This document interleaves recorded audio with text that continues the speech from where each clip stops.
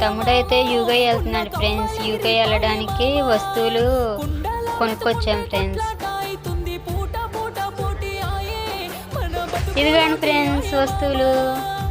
ఇదైతే కర్రీ వండుకునే pan friends. ఇదైతే దోశలు వేసుకునే ప్యాన్. ఇదైతే రైస్ కుక్కర్. టీ తాగే జార్ అది. ఎప్పి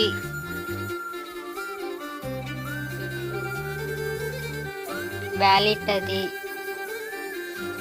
ఐరన్ బాక్స్ ఇది. సాక్స్ అయ్యి ఫ్రెండ్స్. Water bottles.